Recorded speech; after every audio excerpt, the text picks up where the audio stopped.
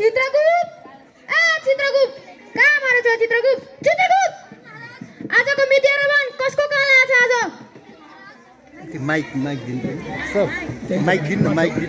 आजको मिति हेर्दा नेपाल भन्ने देश छ त्यो देशको काभ्रेपलाञ्चोक भन्ने जिल्लाको पनौती भन्ने ठाउँको सम्राट भन्ने मान्छेको कालाइसकेको छ महाराज ल बस्नु चित्रगुप्त जुवा के होस् महाराज त्यही भएर आज किन गर्मी भएको सक्छु राम्रोसँग आउँछ तिमीहरू दुधहरू तिमीहरू त्यो नेपाल भन्ने देशमा गएर त्यो सम्राट भन्नेलाई बोकेर लिएर आऊ जाऊ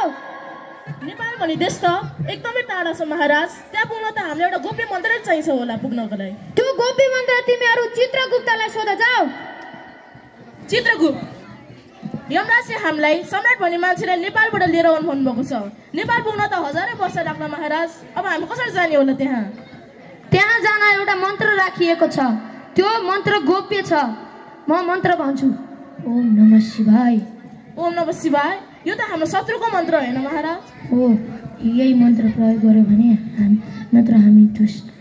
मर्न सक्छौँ जो तपाईँको आज्ञा चित्रगुप्त ओम नमः शिवाय साथी दुख्यो तिम्रो खुकुरी उठाऊ यो हामी नेपाल भन्ने देश पुग्यो क्या हो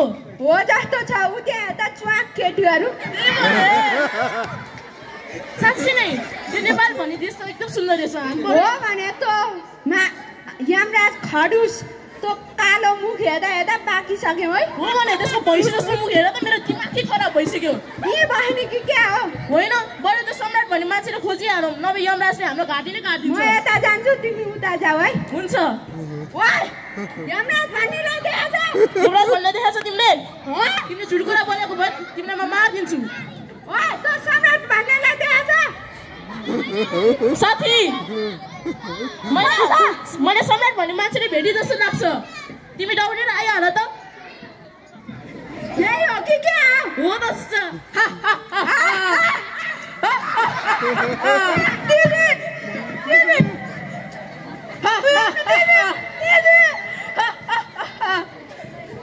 आज यसको कार छ हामीलाई यसलाई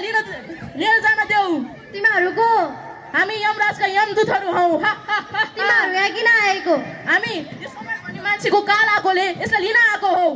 म कुनै नि हालतमा मेरो भाइलाई म लान दिन्न दुष्ट बालक नि तिमीले यस्तो भनेर हुँदैन हामीले तिमीलाई पनि लिएर जान्छ यस्तो भने भए तर एउटा सर्टमा के सर्ट म एउटा मखमलीको माला ल्याइदिन्छु जबसम्म त्यो ओइलादैन तबसम्म तिमीहरूले लान पाउँदैनौ मेरो भाइलाई त्यो मखमलीको माला त 2 दिनमा ओइलिहाल्छ नि हो बरु हुन्छ हामीलाई तिम्रो सर्ट मन्जुर छ साथी बरु हामी एकछिन कुरौँ साथी उठ त उठ 2 दिन भइसक्यो अहिलेसम्म यो माला त ओइलै छैन त खै उठ त उठ साथी 6 महिना भइसक्यो हो भने यो माला त अहिलेसम्म ओइलै छैन अब के गर्ने होला खै के गर्ने होला